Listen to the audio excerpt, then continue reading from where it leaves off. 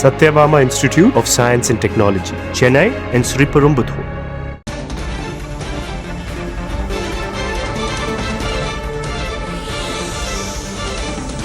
புதுச்சேரி சட்டமன்ற தேர்தலில் போட்டியிடும் வேட்பாளர்களை அறிவித்திருக்கிறது தமிழக வெற்றிக் கழகம்.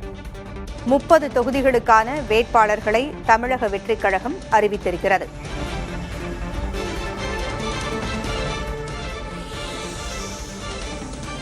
புதுச்சேரியில் ஏப்ரல் 9ஆம் தேதி சட்டமன்ற தேர்தலுக்கான வாக்குப்பதிவு நடைபெறுகிறது. இந்நிலையில் அங்கு வேட்புமனு தாக்கல் தொடங்கி நடைபெற்று வருகிறது.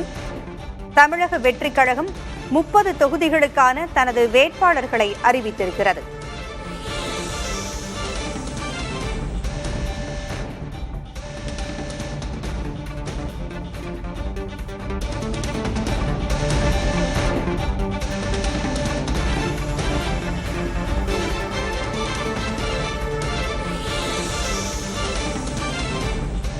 பாஜகவிலிருந்து விலகிய முன்னாள் அமைச்சர் சாய் சரவணன் திருப்புவனை தொகுதியில் போட்டியிடுகிறார். புதுச்சேரியில் வேட்பாளர் பட்டியலை தமிழக வெற்றிக் கழகம் வெளியிட்டிருக்கிறது. 30 தொகுதிகளுக்கான வேட்பாளர்களையும் தமிழக வெற்றிக் கழகம் அறிவித்திருக்கிறது. பாஜகவிலிருந்து விலகிய முன்னாள் அமைச்சர் சாய் சரவணகுமார் திருப்புவனையில் போட்டியிடுகிறார். இதேபோல மற்ற தொகுதிகளுக்கான வேட்பாளர்களும் அறிவிக்கப்பட்டிருக்கிறார்கள்.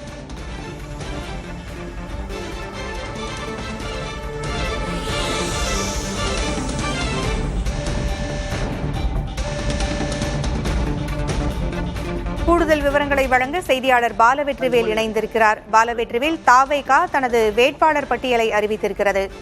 முக்கிய வேட்பாளர்கள் குறித்த விவரங்கள் என்ன? 9ஆம் தேதி ஏப்ரல் மாதம் நடைபெற உள்ள புதுச்சேரி சட்டமன்ற தேர்தலுக்கான வேட்பாளர் பட்டியலை தமிழக வெற்றிக் கழகம் வெளியிட்டிருக்கிறது.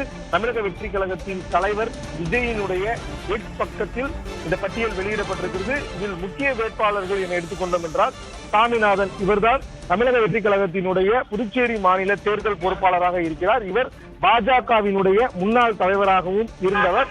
அதே போன்று சாய் சரவணகுமார் ஊசுடு தொகுதியில வாய்ப்பு வழங்கப்படாததால் அவர் கட்சி பதவியை ராஜினாமா செய்த நிலையில அவருக்கு திருப்புவனை தனித்தொகுதி ஒதுக்கப்பட்டிருக்கிறது. அதே போன்று காரைக்கால் தெற்கை பொறுத்தவரை அசானாவும், நெட்டப்பாக்கம் தனித்தொகுதியில் பெரியசாமி, முந்தையால் பேட்டையை பொறுத்தவரை பிரகாஷ்குமார் ஏற்கனவே சட்டமன்ற உறுப்பினராக இருந்தவர்.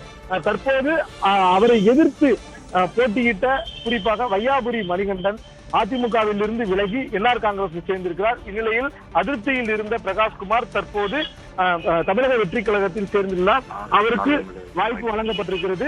இந்த பட்டியலை நம்ம எடுத்துட்டோம்னா பாகூர், ராஜ்பவன், உப்பளம் உள்ளிட்ட தொகுதிகளில் பலருக்கும் இளைஞர்களுக்கு வாய்ப்பு அளிக்கப்பட்டிருக்கிறது. இருந்தாலும் ஒட்டுமொத்தமாக தமிழக வெற்றிக் கழகத்தை பொறுத்தவரை 6 முன்னாள் சட்டமன்ற உறுப்பினர்களுக்கு வாய்ப்பு வழங்கப்பட்டிருப்பதை தான் நம்ம பார்க்கிறோம்.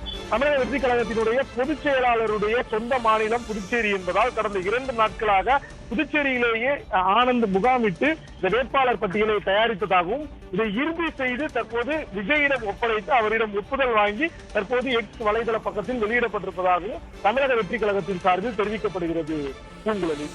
30 தொகுதிகளுக்கான வேட்பாளர்களும் அறிவிக்கப்பட்டிருக்கிறார்கள். அதில் சில ஏற்கனவே அறிமுகமான சட்டமன்ற உறுப்பினராக இருந்தவர்களும் அதில் இருக்கிறார்கள். மற்றவர்களினுடைய வெற்றி வாய்ப்பு எப்படி இருக்கிறது பாலவெற்றி? தமிழக வெற்றிக் கழகத்தை பொறுத்தவரை 18 வயதுல இருந்து 40 வயதுக்கு உட்பட்ட இளைஞர்களில் பெரும்பாலானவர்களை கவரக்கூடிய ஒரு கட்சியாக இருக்கிறது.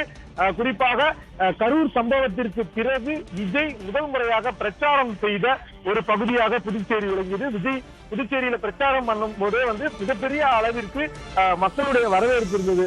புதுச்சேரி மாநிலத்தை பொறுத்தவரை 25,000 to 30,000 வாக்குகள் தான் இருக்கக்கூடிய நிலையில தமிழக வெற்றிக் கழகத்திற்கு என கணிசமாக குறிப்பாக 2000 இருந்து ஒரு 4,000 வாக்குகள் வரை இருக்கிறது. இதுல குறிப்பாக முன்னாள் சட்டமன்ற உறுப்பினர் 6 பேருக்கு வாய்ப்பு வழங்கப்பட்டிருக்கிறது. அவர்கள் ஏற்கனவே பரிச்சயமானவர்களாக இருக்கிறார்கள். ஏற்கனவே தொகுதி நடவடிக்கையிலையும் சமூக நலப்பணிகளையும் தொடர்ந்து ஈடுபட்டவர்களாக இருப்பதன் காரணமாக தமிழக வெற்றிக் கழகம் பொறுத்தவரை புதிய வேட்பாளர்களுக்கும் வாய்ப்பு வழங்கப்பட்டிருக்கிறது. இதுல 10 வேட்பாளர் இளைஞர்கள் என குறிப்பிடப்பட்டிருக்கிறது. படித்த பட்டதாரிகளுக்கும் சமூக நலத்திட்டங்கள் செய்தவர்களுக்கும் தன்னார்வலர்களுக்கும் வழங்கப்பட்டிருப்பதாக தமிழக வெற்றிக் கழகத்தின் சார்பில் தெரிவிக்கப்படுகிறது. பூங்குழலி, புதுச்சேரியை பொறுத்தவரைக்கும் என்னென்ன வாக்குறுதிகள் தாவேகா தரப்பிலிருந்து முன்வைக்கப்பட்டிருக்கின்றன?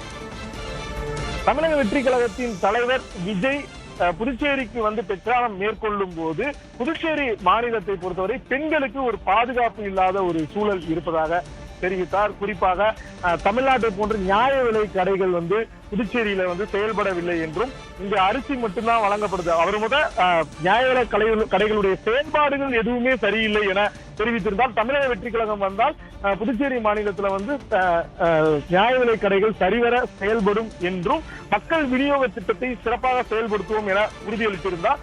அதே போன்று புதுச்சேரி மாநிலத்தை பொறுத்தவரை எல்லா அரசியல் கட்சிகளும் சொல்லக்கூடிய ஒரு முக்கியமான வாக்குறுதியாக பார்க்கப்படுவது மாநில அந்தஸ்து. விஜய் இங்கு வந்தபோது மாநில அந்தஸ்து பற்றியும் குறிப்பிட்டார். மத்தியில் அதிக அதிகாரம் மத்திய அரசு யார் இருக்கிறார்களோ அவர்களுடைய அதிகாரம் தான் புதுச்சேரி மாநிலத்திற்கு இருக்கிறது.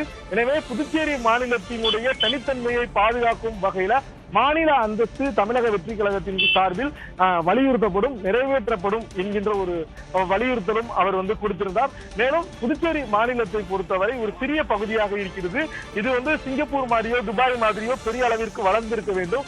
ஆனால் கடந்த ஒரு 50 ஆண்டுகளாக அரசியல் கட்சியினர் செய்த ஊழல் லஞ்சம் காரணமாக இந்த மாநிலத்தினுடைய வளர்ச்சி தடைபட்டிருக்கிறது. தமிழக வெற்றி கழகம் ஆட்சிக்கு வரும் பட்சத்தில் புதுச்சேரி மாநிலத்தில் நிர்வாகம் சிறப்பாக செயல்படும், தூய்மையான அரசாங்கமாக இருக்கும் என புதுச்சேரி மாநிலத்துல பழைய துறைமுக மைதானத்துல விஜய் அவர் கூறிய அந்த வாக்குறுதிகள் தான் வந்து முக்கியமானதாக இதெல்லாம் வந்து பார்க்கப்படுகிறது. புதுச்சேரி மாநிலத்தை பொறுத்தவரை ஆளும் என்ஆர் காங்கிரஸ் பாஜக கூட்டணி இருக்கிறது, தேசிய ஜனநாயக கூட்டணி. இந்தியா கூட்டணியை பொறுத்தவரை திமுக காங்கிரஸ் கூட்டணி ஓரளவிற்கு உறுதியாகி இருக்கிறது என்றுதான் தகவல்கள் தெரிவிக்கின்றன. இதுபோக நான் தமிழர் கட்சியும் தங்களுடைய வேட்பாளர்களை நிறுத்தியிருக்கிறது, சசிகலா கட்சியும் வேட்பாளர்களை நிறுத்தியிருக்கிறது. தற்போது தமிழக வெற்றி கழகத்தின் தலைவர் விஜயும் தற்போது வேட்பாளர்களை அறிவித்திருக்கிறார். புதுச்சேரி மாநிலத்தில் நாளையோடு வேட்புமனு தாக்கல் செய்வதற்கான நாள் முடிவடைய உள்ள நிலையில தற்போது தமிழக வெற்றி கழகத்தினுடைய நிர்வாகிகள் இந்த ஏபி ஃபார்மோட நாளை வந்து வேட்புமனு தாக்கல் செய்வார்கள் என தெரிவிக்கப்படுகிறது. பூங்குழலி, தகவல்களை வழங்கியமைக்கு நன்றி பாலவெற்றி.